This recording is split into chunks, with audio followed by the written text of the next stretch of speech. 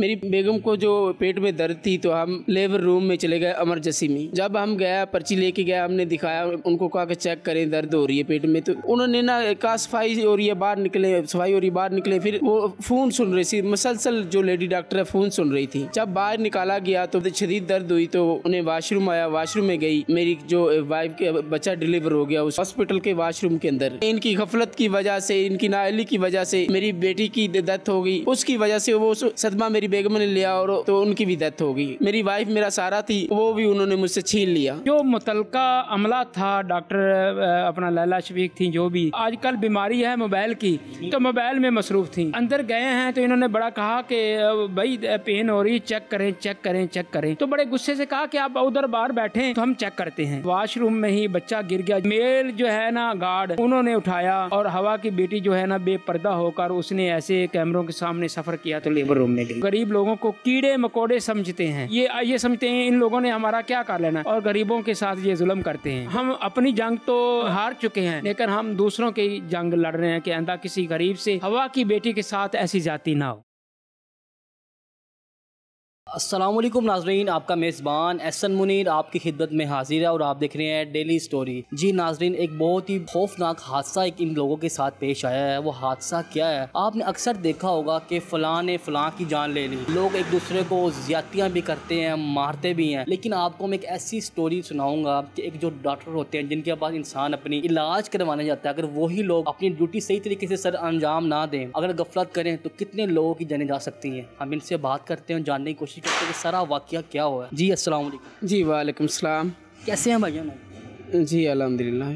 क्या वाकया हुआ है? आप हॉस्पिटल के अंदर गए हैं आपकी फैमिली के साथ, क्या हुआ क्या? सर ऐसा हुआ कि 24 फरवरी में 7:30 बजे मेरी बेगम को जो पेट में दर्द थी तो हम लेबर रूम में चले गए इमरजेंसी में। जब हम गया पर्ची लेके गया, हमने दिखाया, उनको कहा कि चेक करें दर्द हो रही है पेट में, तो उन्होंने ना कहा सफाई हो रही है बाहर निकले, सफाई हो रही है बाहर निकले। फिर वो फोन सुन रही थी मुसलसल, जो लेडी डॉक्टर है फोन सुन रही थी। जब बाहर निकाला गया तो मेरी वाइफ जो कुर्सियों पे बैठ के उनको शदीद दर्द हुई तो उन्हें वाशरूम आया, वाशरूम में गई। मेरी जो वाइफ के बच्चा डिलीवर हो गया, उसकी डिलीवरी हो गई हॉस्पिटल के वाशरूम के अंदर, लेबर रूम में भी नहीं बाहर। तो जब मुझे पता चला, मैंने शोर किया तो गार्ड दौड़ के आई और दूसरी उनकी जो लेडी डॉक्टर फिर भी नहीं आई। फिर उन्होंने लेके तो वो लेबर रूम में गए हैं, उधर प्रॉब्लम बनी। एक दिन रखा है पूरा दिन, तो फिर कहते हैं जी ये इसका नॉर्मल डिलीवरी थी, कोई मसला नहीं था। फिर मेरी वाइफ को टॉर्चर कर रहे हैं, कहते हैं कि आपके जो हस्बैंड है वो दरखास्तें दे रहे हैं, शोर कर रहे हैं, तो उनको मना करें, उन्हें टॉर्चर कर रहे हैं। तो उन्होंने मुझे फोन करके कहा आप बंद कर दें, लेकिन इन्होंने इनकी गफलत की वजह से, इनकी नाअहली की वजह से मेरी बेटी की डेथ हो गई। वाशरूम में पैदा हुई तो उनकी डेथ हो गई और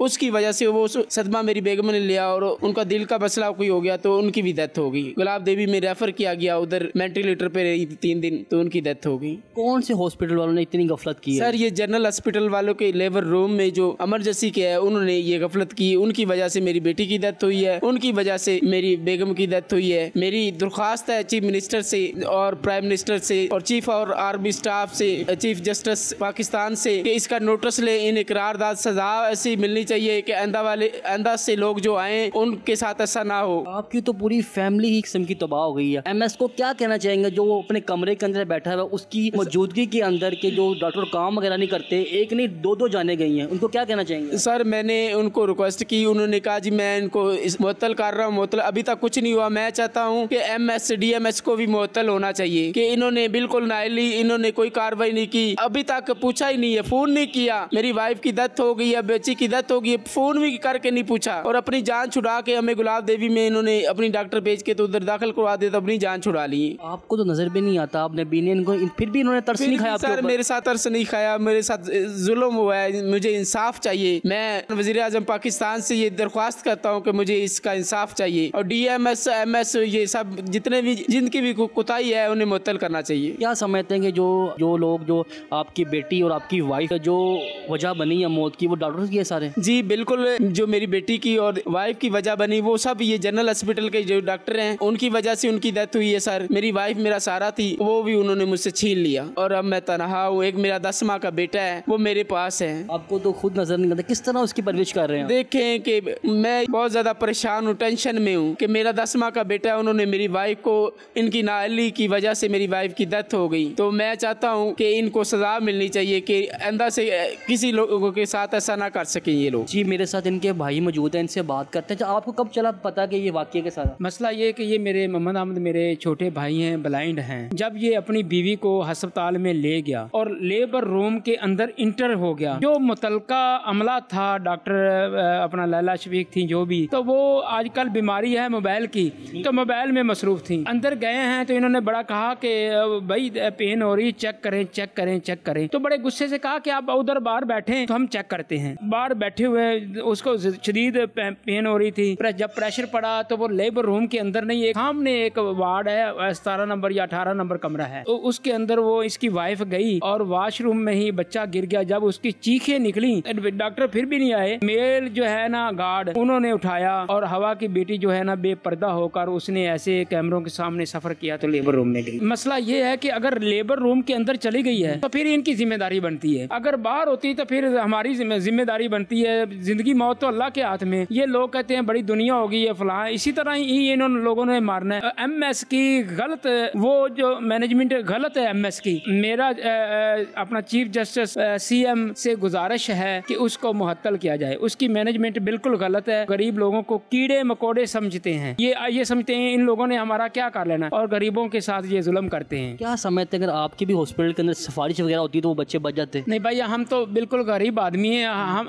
ठीक हैं। इन लोगों को चाहिए कि सब जो गरीब लोग हैं इनको जो है ना एहतियात से तरीके से चेक करें, लेकिन ये गरीबों को कीड़े मकोड़े समझते हैं, इसलिए इन्होंने कहा कि ये गरीब लोग हमारा क्या कर लेंगे।